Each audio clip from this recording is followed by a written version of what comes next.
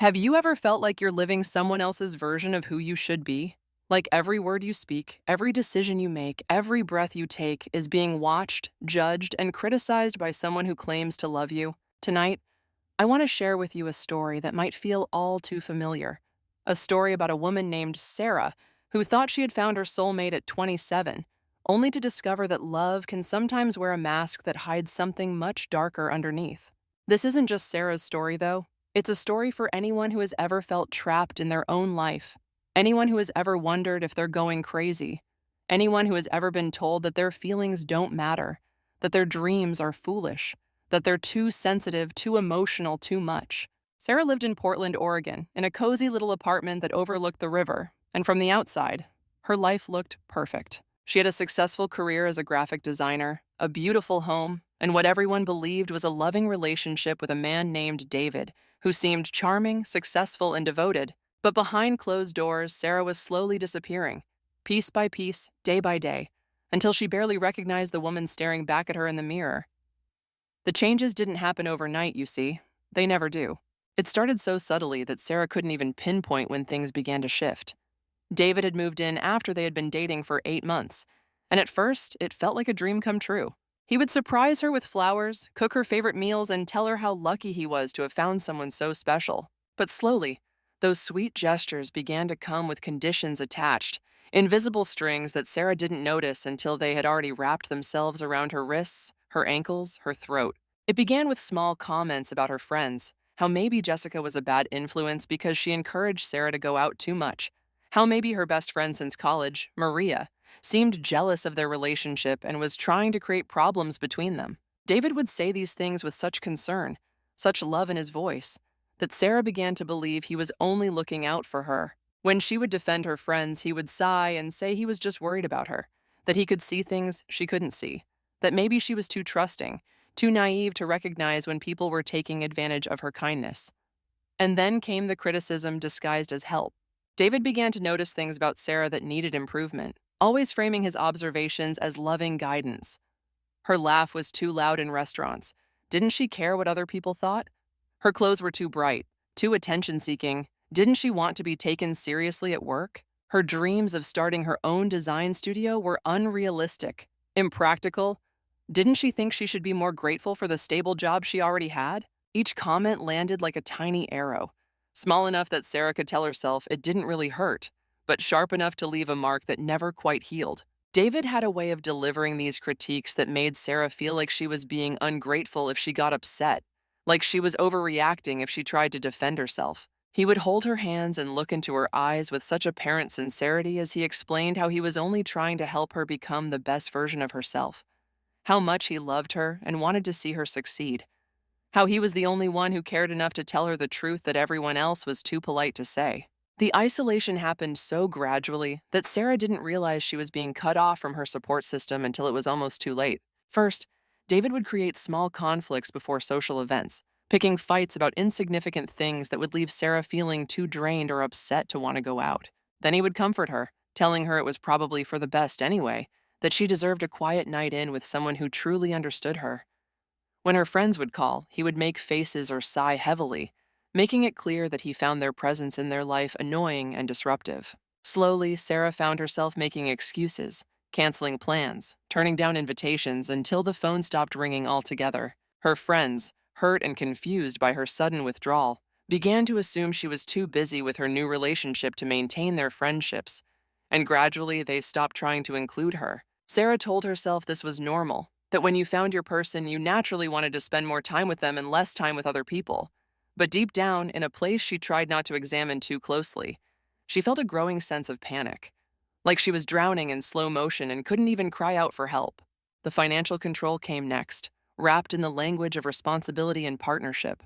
David suggested that since he made more money, it would be more efficient for him to handle all their expenses, for Sarah to transfer her paycheck into their joint account, and for him to manage their budget and financial planning. He presented spreadsheets and charts showing how much money they could save, how much more organized their life would be, how this would allow Sarah to focus on her creative work without worrying about mundane money matters. Sarah, who had always been independent and capable of managing her own finances, found herself agreeing because David made it sound so logical, so mature, so much like what responsible couples do. But soon she noticed that she had to ask permission for everything, from buying coffee with a friend to purchasing art supplies for her personal projects. David would question every expense, making her justify why she needed new clothes when her old ones were perfectly fine, why she needed to spend money on organic food when regular food was just as good, why she needed to waste money on frivolous things when they had important goals to save for. Gradually,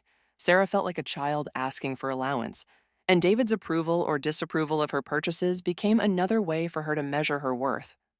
Perhaps the most insidious part of David's control was the way he managed to make Sarah question her own perception of reality. When she would bring up something that hurt her feelings, he would calmly explain that she had misunderstood, that she was being too sensitive, that she was remembering things wrong. When she would express frustration about feeling controlled, he would look genuinely confused and hurt, asking her why she would say such terrible things about someone who loved her so much, someone who had given up so much to build a life with her. He had a remarkable ability to turn every conversation about his behavior into a discussion about her flaws, her insecurities, her tendency to create drama where none existed.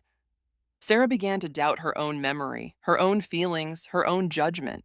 She would lie awake at night replaying conversations, trying to figure out what she had done wrong, why she couldn't just be grateful for having such a devoted partner, why she always felt like she was walking on eggshells in her own home. David would often tell her that other men wouldn't put up with her emotional instability, her neediness, her constant complaining, and that she was lucky to have found someone patient enough to love her despite all her problems. The turning point came on a rainy Tuesday in November, exactly 2 years and 3 months after David had moved in with her. Sarah was working late on a project when she received a text message that wasn't meant for her. David had accidentally sent her a message that was intended for his friend Marcus, a message that contained cruel and intimate details about their relationship, mocking her insecurities and describing her as pathetic and desperate. The message talked about how easy it was to control her, how she believed everything he told her, how she had become so dependent on his approval that he could make her do practically anything. Reading those words felt like being struck by lightning, like every cell in her body was suddenly awake and screaming in recognition of a truth she had been trying so hard not to see. For the first time in months, Sarah felt a surge of clarity, a moment of absolute certainty that cut through all the confusion and self-doubt that had been clouding her mind. She screenshot the message with shaking fingers, then sat in her car in the parking garage of her office building, crying tears that felt like they were coming from a place deeper than her heart.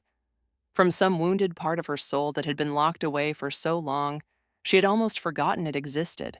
That night, Sarah did something she hadn't done in over a year. She called her sister Emma in Seattle.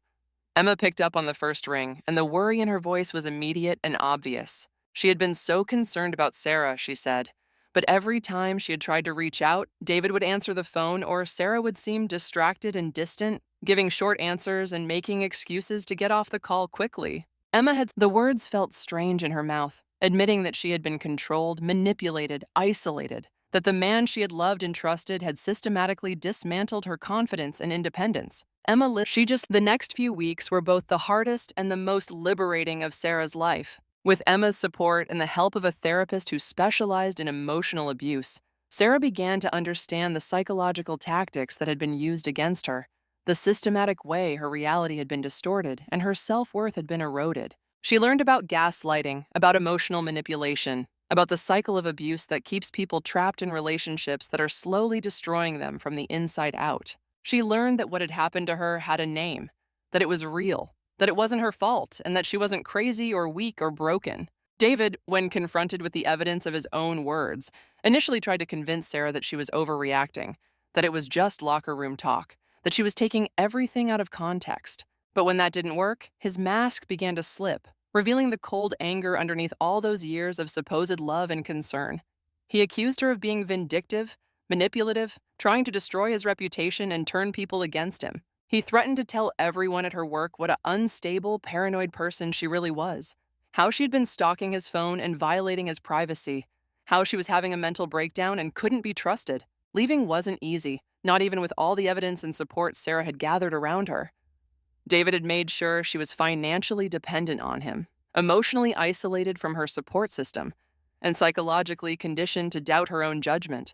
The practical aspects of disentangling their lives felt overwhelming, from separating their finances to finding a new place to live to rebuilding the friendships she had neglected for so long. But even harder than the logistical challenges was the emotional work of rediscovering who Sarah was underneath all the criticism and control. She had spent so long trying to be the person David wanted her to be, trying to minimize herself to avoid conflict, trying to anticipate and prevent his disapproval, that she had lost touch with her own desires, her own opinions, her own voice. In therapy, she slowly began to reconnect with the parts of herself that had been silenced and suppressed. She remembered that she actually loved bright colors, that her laugh was joyful and infectious, not embarrassing, that her dreams of running her own business weren't naive but brave and worth pursuing. She began to understand that the criticism she had internalized as truth was actually a reflection of David's need to control and diminish her, not an accurate assessment of her worth or capabilities. The process of healing wasn't linear, and there were days when Sarah felt like she was taking 2 steps backward for every step forward. Sometimes she would catch herself apologizing for taking up space, or asking permission for things she had every right to do, or second-guessing decisions she was perfectly capable of making on her own. Old habits die hard, and the mental patterns created by years of psychological control don't disappear overnight. There were moments when she missed the certainty of having someone else make all her decisions, even though she knew intellectually that it hadn't been love, but control. There were times when she felt overwhelmed by the responsibility of rebuilding her life from scratch, when the weight of all the choices she now had to make for herself felt almost crushing. David continued to contact her sporadically, sometimes with apologies and promises to change, sometimes with threats and accusations, sometimes with attempts to hoover her back into the relationship by reminding her of their good times together. Each contact was like a small earthquake in her recovery, shaking the foundation she was trying to build and making her question whether she was strong enough to maintain her independence. But slowly, day by day, week by week, Sarah began to remember what it felt like to breathe freely. She started saying no to things she didn't want to do without providing elaborate justifications.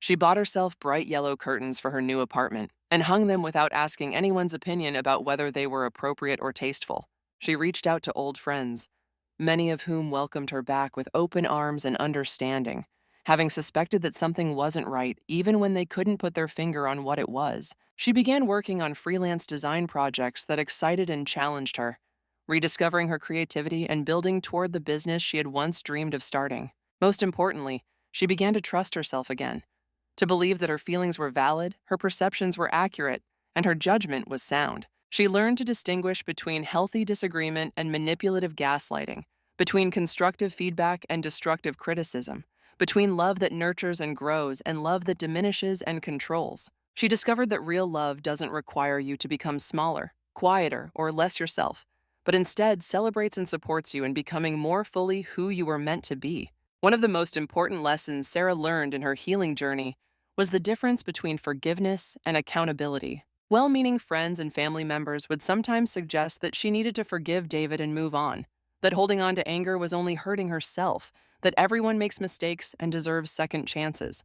But Sarah's therapist helped her understand that forgiveness doesn't mean pretending that what happened wasn't serious, or that she should put herself at risk again, or that she owed her abuser absolution for the damage he had caused. True forgiveness, she learned, is about releasing the burden of anger for her own peace of mind, not about excusing or minimizing the behavior that had harmed her. She could work toward letting go of the resentment that was weighing her down without ever having to welcome David back into her life, or pretend that what he had done was acceptable. Accountability meant acknowledging that what had happened to her was real, serious, and wrong, regardless of David's intentions or explanations. It meant holding him responsible for the choices he had made and the harm he had caused, not making excuses for him or taking responsibility for his actions or emotions. As Sarah's confidence grew and her healing progressed, she began to see how the experience, as traumatic as it had been, had also taught her invaluable lessons about her own strength and resilience. She had survived something that could have destroyed her completely, and in surviving it, she had discovered reserves of courage and wisdom she never knew she possessed. She learned to set boundaries that protected her energy and well-being, to communicate her needs clearly and directly, to recognize red flags in relationships before they could take root and grow. She became an advocate for herself in ways she had never been before, speaking up when something didn't feel right, walking away from situations that compromised her values or safety, choosing to surround herself with people who respected and supported her rather than those who sought to control or diminish her. The experience had been devastating, but it had also been transformative, stripping away illusions and false securities to reveal the authentic, powerful woman who had been there all along, waiting to be rediscovered and reclaimed. Sarah's story reminds us that healing is not about returning to who we were before we were hurt, but about integrating our experiences and becoming who we were always meant to be. The scars from emotional abuse may never completely disappear, but they can become sources of wisdom and strength, rather than shame and weakness. Sarah learned that vulnerability is not the same as weakness, that asking for help is not a failure, that prioritizing her own well-being is not selfish but necessary. She discovered that love should feel like freedom, not captivity, that healthy relationships are built on mutual respect and support, not control and criticism. Most importantly, she learned that she was worthy of love and respect exactly as she was, with all her imperfections and human complexities, and that anyone who tried to convince her otherwise was someone she needed to distance herself from, not someone she needed to work harder to please. Today, 3 years after that life-changing text message, Sarah runs a successful design studio from a bright, airy space downtown. Her office walls are covered with colorful artwork and inspiring quotes, and her team knows her as someone who is both demanding and supportive, someone who expects excellence but also creates a safe space for creativity and growth. She has learned to laugh at herself without being self-deprecating, to take up space without apologizing, to express her opinions without hedging them with qualifiers and disclaimers. She has rebuilt her friendships on a foundation of authenticity and mutual support. And she has learned to trust her instincts about people and situations. She still goes to therapy occasionally, not because she's broken, but because she believes in the importance of mental health maintenance, of having a safe space to process life's challenges and continue growing and learning about herself. She has not sworn off relationships, but she approaches them now with wisdom earned through pain, with clear boundaries and high standards, with the knowledge that she would rather be alone than be with someone who doesn't celebrate and support who she really is. If Sarah's story resonates with you, if you recognize yourself in her experience, or if you're supporting someone who might be going through something similar, please know that you are not alone and that healing is possible. Emotional abuse can be just as damaging as physical abuse, even though the wounds are invisible and the tactics are often subtle and confusing. If you find yourself constantly questioning your own judgment, walking on eggshells to avoid conflict, feeling like you're never good enough no matter how hard you try, or feeling isolated from the people who used to support and care about you, these might be signs that your relationship is not as healthy as it should be. Trust your instincts, even when someone is telling you that you're overreacting or being too sensitive. Your feelings are valid, your perceptions matter, and you deserve to be treated with respect and kindness. Reaching out for help is not a sign of weakness, but of strength. And there are people and resources available to support you if you decide that you need to make changes in your life. You are worthy of love that builds you up rather than tearing you down. Love that celebrates your uniqueness rather than trying to change you. Love that gives you wings rather than clipping them. Remember that healing is a journey, not a destination. And there's no timeline or rulebook for how it should unfold. Some days will be harder than others, and that's normal and okay. Some days you might feel strong and confident, while other days you might feel overwhelmed and uncertain, and both of those experiences are part of the process. Be patient and gentle with yourself as you rediscover who you are underneath any criticism or control you may have internalized. Surround yourself with people who see and appreciate your authentic self, who support your growth and dreams, who respect your boundaries and choices. Trust that you have the wisdom and strength within you to create the life you deserve, even if it takes time to remember and access those qualities. You are not responsible for other people's choices or emotions, but you are responsible for your own well-being and happiness, and prioritizing those things is not selfish, but essential. Your story is still being written, and you get to choose what happens next. You get to decide what kind of love you will accept, what kind of treatment you will tolerate, what kind of life you will build for yourself. And that power, that choice, belongs entirely to you. As we close this story tonight, I want you to know that whatever you're going through, whatever challenges you're facing, whatever healing you're working on, you are seen, you are valued, and you are stronger than you know. Sarah's journey from control to freedom, from doubt to confidence, from isolation to connection, reminds us all that it's never too late to reclaim your life, to rediscover your voice, to step into your power.